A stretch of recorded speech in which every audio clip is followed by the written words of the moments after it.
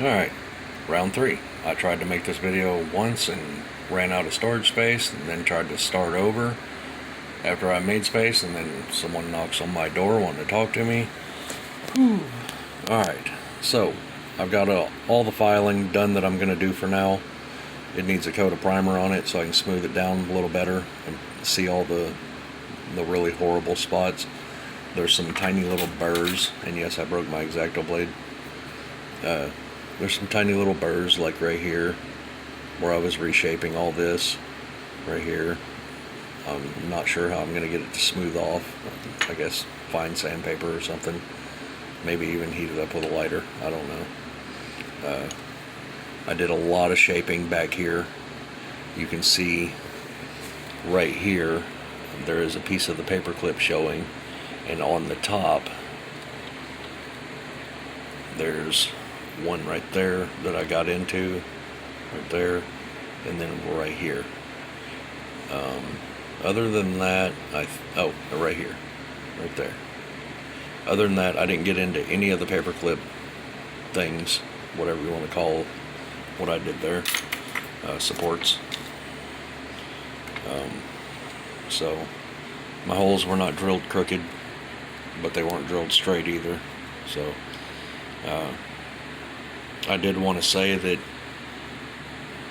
I commented earlier on my other video about this.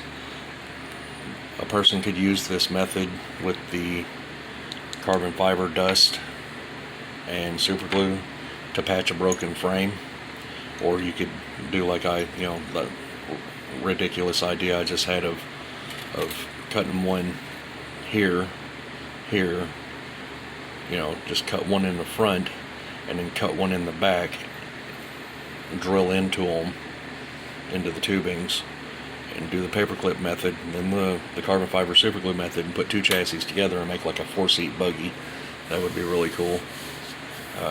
It's a very versatile method using the carbon fiber dust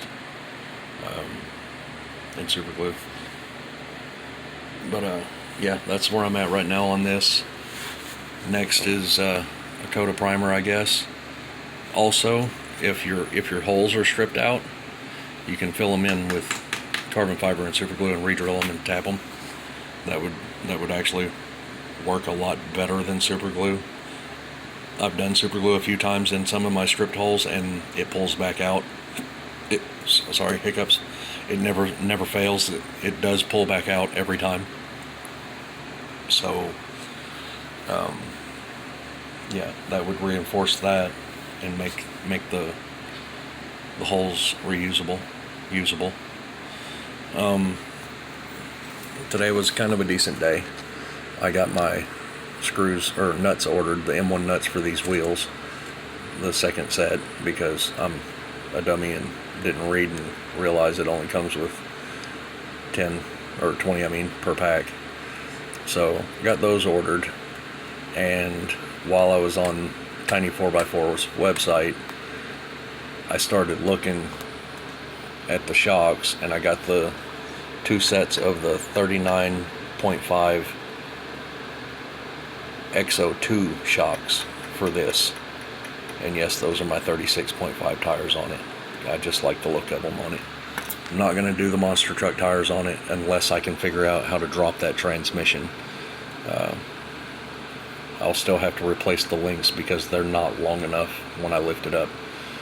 That's why there's you can see the front tire sitting back too far and the back tires forward too far. The stock links just do not work the higher you go up. What else was I going to say? Oh, these little tools that you get for the Orlandos. I've got 4 of these. These are the wheel nut drivers, and I've spent a lot of money on wheels. This set right here was $110 to the house. That's with shipping and everything. And that set right there was $90 to the house. I think those were free shipping, but either way, that was $90, $98 I think in total after taxes and everything. And then after taxes, these were like $112 maybe. I don't remember exact. So, you know, kind of, I guess, modern day thought process. Get a cheap car and put expensive wheels on it. I had to do it. So anyway, that was just kind of sarcasm, because everybody likes to do that. Myself, I get a $1,000 car and I put $200 wheels on it. Anyway, I put shrink wrap on these, heat shrink tubing, to keep it from scarring up my wheels. But that's not what this is about. We get all these little tools for these. This came with the Raptor for drilling out the chassis, and this is just like the one that comes that you got to get for the aluminum wheels with the fake bead locks, which are actually not really fake bead locks. They actually do grip if you put them on right. But yeah, it's got 2 screwdrivers, flat screwdriver, Phillips screwdriver, and then there's 2 nut drivers. The problem with this is, even the small one is too big for these. And I went on Tiny 4x4 website, AliExpress, eBay. There was like 2 other websites I checked on, and then I went on Temu. I can't remember. There was literally several different websites looking for nut drivers for these. And the only place that shows what they even look like, which, if you've seen them, if you have the M01 or the M02, it has one of these on the other end, but it's smaller. It's the tiny little M1 nut size.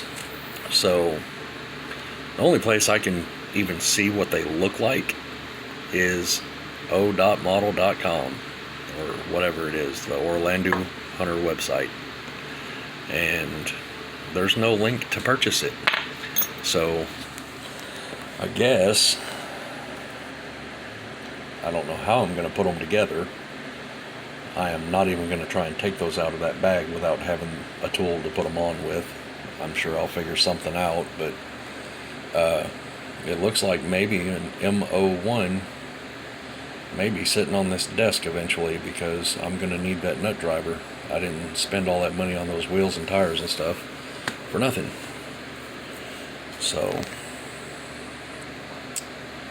yeah, I'm tired now. I'm sleepy. It's been one of those days. It was a good day. I got a lot done on that. The experiment was very successful. Yeah, I'm gonna have to get new ball studs, because these are starting to get stripped out. The head's always stripped out. I use this little, is it Pittsburgh Pro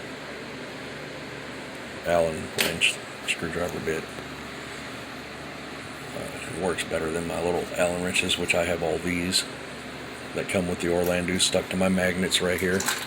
Big pile of magnets, my little screwdriver, another screwdriver. Anyway,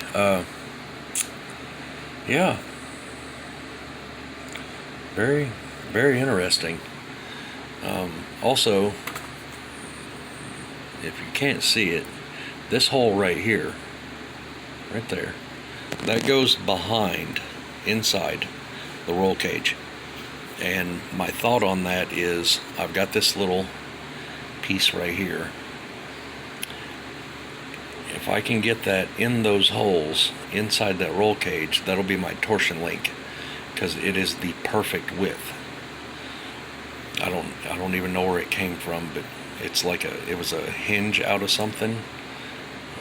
But anyway, yeah, it's the perfect width. My tweezers are moving it, but yeah. So probably going to make my own little torsion system for it, because this isn't going to be exact like the X02 chassis would be. So that torsion system might not would work for it. Probably wouldn't. Yeah, I'm just not even sure everything that I'm going to have to do to it to go further, but I did measure it out using my modified Losi Micro T with Orlando ends, and that would be about the right height for the tall shocks. These are my ruler. These are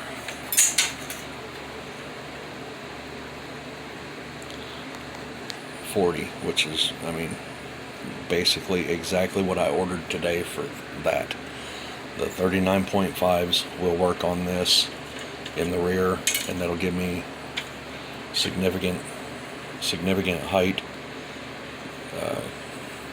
for the shocks. And I did this just kind of as a reference, an extended link in the rear.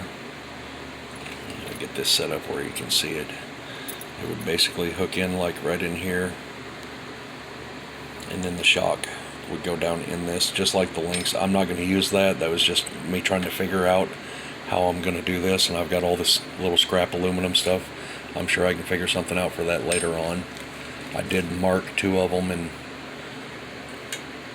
was going to make 2, but I figured I'm just trying to figure this out. So I do want it to be set up with the torsion rear and the shocks going into the... I'll probably buy some X02 parts little by little to get this done, just because.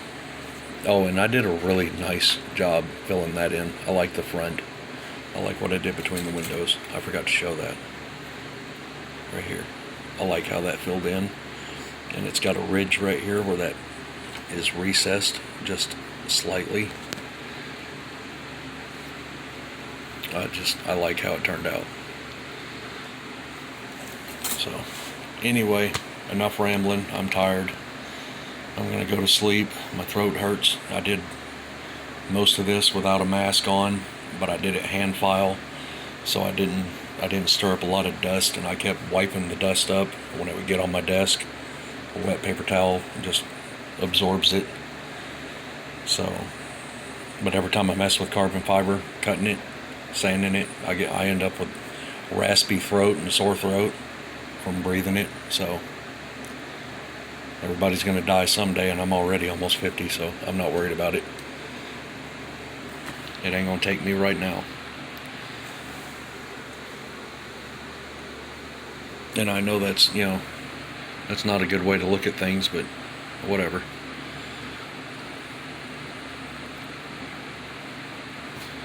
This is just too cool.